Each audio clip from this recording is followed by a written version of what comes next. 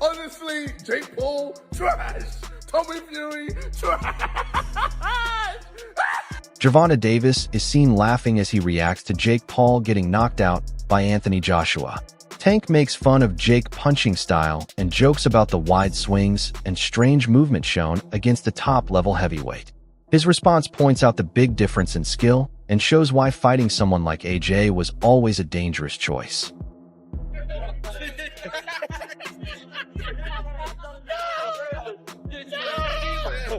Ryan Garcia shared his reaction to the Anthony Joshua vs. Jake Paul fight on X. He said that he believes Gervonta Davis would have hurt Paul even more and explained that Davis has far greater skill and power, which shows the clear gap between the two fighters. The boxing world is now very active not only because of the result of the Joshua and Paul fight, but also due to issues outside the ring. Analyst Fannin recently said there is a strong chance that Gervonta Davis could take legal action against Jake Paul. This comes from claims that Paul accused Davis of harming a girl, which Fannin strongly denies. He says the accusation is completely false and that the situation between the two fighters is now growing into a possible legal case. And real possibility of Gervonta Davis filing a lawsuit against Jake Paul for defamation. A very, very real and possible thing. Jake Paul could be responsible for defamation against Gervonta Davis. I absolutely believe that to be the case. That's because Jake Paul said that he saw a videotape where Gervonta Davis punched a girl in her face. There's no testimony by anybody at all that Gervonta Davis did that. The girl herself is not accusing him of that.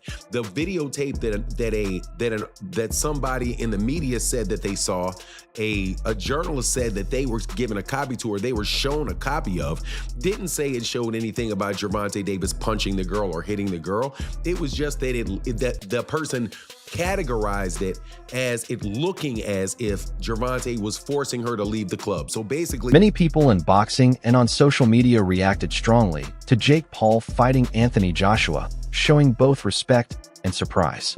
Chris Eubank Jr. posted on X saying that no matter the result, Jake Paul stepped into the ring with an Olympic gold medal winner and former heavyweight world champion and gave his best effort until the end. He said Jake deserves respect because he did something most people would never do, and he did not quit, and praised him for that. Adding humor to the moment, KSI also posted on X joking about waking up to see Jake Paul knocked out and laughing at the result. Don't mind me, just smoking on that Jake Paul pack. Honestly, Jake Paul, trash. Tommy Fury, trash. At the same time, Chris Mannix shared his shock by simply saying this is horrifying. Even though Jake Paul lost the fight, he still earned respect from some well-known boxing figures. Former world champion Antonio Tarver said on YouTube that Paul did well against Anthony Joshua.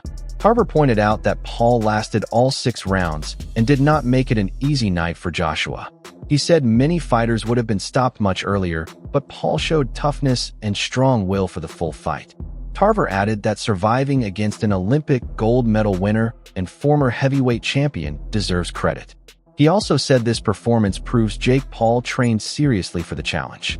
Many fans and analysts agree that praise from Tarver gives weight to Paul's efforts and shows that experienced fighters can see value in his performance. Antonio Tarver after another big fight. Jake Paul stopped by Anthony Joshua tonight. What did you make of it? I expected it. AJ looked like he was putting that pressure on, but credit to Jake Paul. He didn't make it easy, bro. He wasn't no sitting duck. You know, he got on his footwork, used his ring, was moving a lot, and he landed some shots. So hats off to Jake Paul, but he was in there surviving, and he didn't make it easy for AJ. But AJ landed that right hand. I knew it was over after that. Why did it take so long, do you think? Oh, Jake Paul wasn't a sitting duck. You know, he was putting his mind to the game, but just didn't have enough in his bag. He just, like I said, he got to get those lessons and evolve more as a fighter, you know. You want to see him continue? Yeah, he's going to continue, of course. Just got to pick him right, bro, and give yourself a chance. You know what I mean? I think he was just biting off a little bit more than he could chew tonight. You know, his aspirations was a little bit far out. I think AJ could have got it done a bit quicker.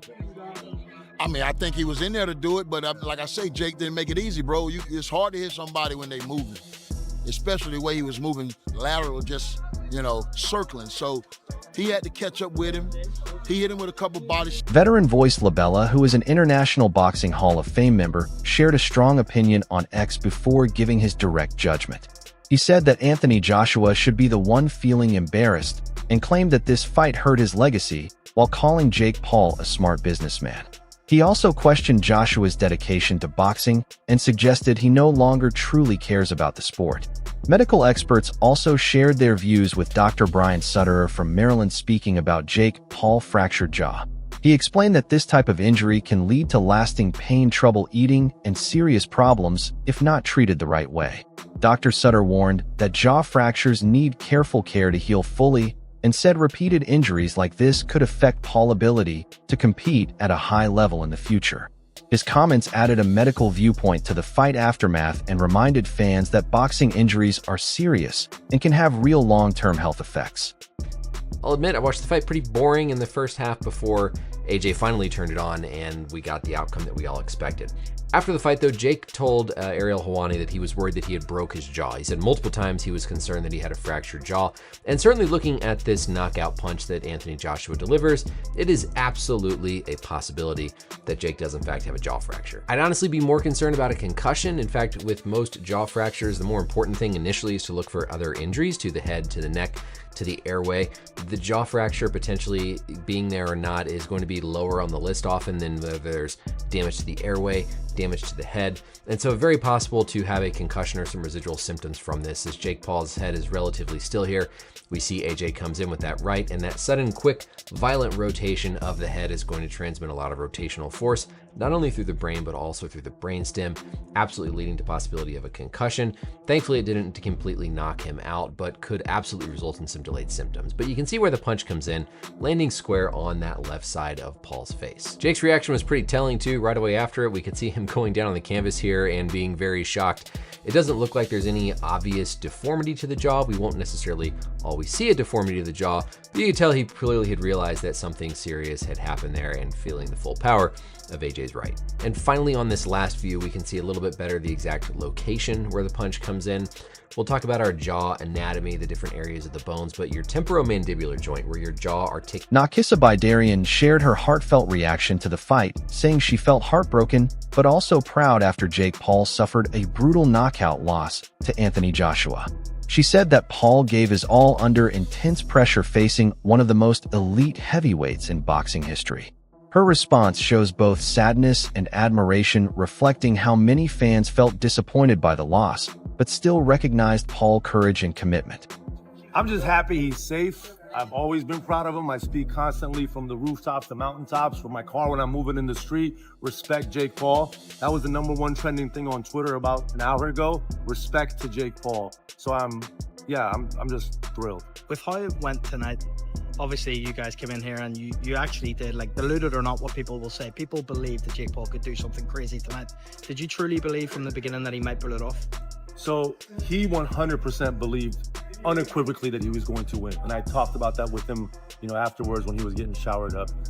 He knew it was high risk, high reward. He had to land something big, but he felt like he could. My view was it was going to be very hard, but it could happen, right? And there was moments in that fight where I was like, holy shit, this kid's getting him a little bit. So, when I spoke about no matter what happens, he won. Anthony Joshua spoke about the fight and how the public saw it. He said that Jake Paul deserves some criticism for going 6 rounds against such a top-level boxer. At the same time, Joshua pointed out that there was very little Paul could have done differently because of the difference in experience and skill. By addressing the criticism, Joshua acknowledged the effort Paul put in while also giving a realistic view of the situation. His response shows he understands both his role as a fighter and what fans and analysts expect from high-profile matches. How do you feel? Feel good. How do I feel? I feel good. People will criticize you for going 6 rounds with Jake Paul. How do you feel about that? I deserve it. Why? Come on. Because, we're elite fighters. Like, so I put myself in the shoes of a coach. If I was coaching Anthony Joshua and he went 6 rounds with Jake Paul, I would get him back in the gym tomorrow, give him a bit of a beating, and we're getting straight back to work, because I'll be like, how are you letting this kid take you 6 rounds? Are you crazy? But I can't go back in time. He was elusive though. He made himself a small target. You decided to take your time in there with him. Yeah, so if you listen back to the interview I done with MVP and Netflix, I said, in boxing, there's a time when you systematically break someone down and you see their soul leaving their body. And after a period of time, 2 things start to happen to them. Either they give up or they get knocked out. And there was a bit of a mix. I broke Jake's jaw. His teeth look a bit removed as well. Yeah, his teeth have come out of place. But credit to him, he done well. But I told him what was going to happen, but it just took 6 rounds to do that. And I swear to you, yeah, so I'm going to tell you this. Listen to everything I say. I watched The Last Dance with Michael Jordan. And there was a game where someone said to him, they didn't say hi to him. And he said to them, Boxing commentator Wade Plemons gave a very direct opinion on Anthony Joshua's performance. In a video reaction, he said that AJ deserves criticism. Plemons pointed out that Joshua did not fight as well as expected even after training at Usyk's camp. He added that Joshua's footwork seemed flat and not as sharp as fans wanted, showing that there was still room for improvement even in a win. His honest comments started conversations among analysts and fans and highlighted that a victory alone does not always meet the expectations for top-level boxers. No excuses. AJ didn't look great, I'll be honest. He didn't look great. He didn't look like, an AJ we thought we were going to get, the marauder, the guy that was going to come forward and bang out Jake in 1 round. Pause. But, so I just think it was a mix of AJ didn't look great. Jake didn't engage as much as people maybe thought he would, even though I kind of thought this is exactly how the fight would go. And it took AJ a little bit longer, but eventually he got the job done. I mean, look, it was a big ring. We knew it was going to be a big ring. It looked at times like it was a fight on a football pitch sometimes. It was a big ring. Jake made it feel very big because he hugged those ropes. It wasn't... You've got to cut the ring off, right? 100%. And this is the thing where AJ deserves, the criticism of a guy that has his skill level, a guy that has his experience level. You shouldn't be getting caught up in the idea that you have to go and put him out in 1 round. You said in the whole fight week leading up that you weren't going to worry about the crowd, that you weren't going to worry about the mind games. And sure enough, round 1 comes out and you're trying to step to him, but you're forgetting all your fundamentals. I heard everything about how AJ would go to Usyk's camp and they would fix his feet. His feet were flat. He walked in crossing his feet over, and he chased Jake. Chased him the entire fight until Jake got tired enough to be caught.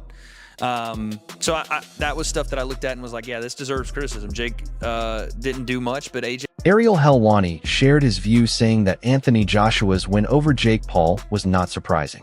He said that Joshua was expected to win, and there was no reason for him to lose to Paul. Helwani highlighted the power behind Joshua's punches, noting that each hit looked like it could seriously hurt his opponent. His reaction pointed out that the outcome was predictable while still recognizing how intense the fight was. Helwani's analysis balanced respect for Paul's effort with recognition of Joshua's greater skill and experience. And I really didn't know if it was going to last 30 seconds or 8 rounds. And every time he threw a punch, I winced, because he's a big man and he's an incredible boxer and he's still in his prime, and he's got a very long reach and he's got a lot of power in that right hand, and that left hook is terrifying as well. And so I thought it could end at any moment. And so because of that, I was captivated and enthralled, because I literally thought that he could take Jake's head off at any moment. So a 30-second knockout wouldn't have been a great surprise to me. The fact that Jake went 6 rounds, I think he should view as a moral victory. Sounds like he's proud of himself. Do I think it was the greatest fight of all time? Of course not. Was I expecting the greatest fight of all time? Of course not. Honestly, up until the walkouts, I was like, I can't even believe that this is still happening. I can't believe that this is a real thing that's about to, unfold in front of our eyes. There was a lot of pressure, I think, on Anthony's shoulders for 2 reasons. He's coming off a knockout loss. I don't think that was discussed enough in the lead up to this fight. When you are coming off a knockout loss, you are a little bit tentative, gun shy. You remember it, and he had not fought since then, and it was 15 or so months ago. And so I think he was very worried about slipping on a banana peel, about screwing up for boxing and screwing up for his legacy. And then I thought that he was like headhunting a little bit, and that's not really his style, and he was swinging and missing, and I thought that that was getting to him a little bit. Do I think he was playing with his food? No, there were a couple times where he was going to the body, and I was like, why aren't you going to the head? Why? Like, the head is open.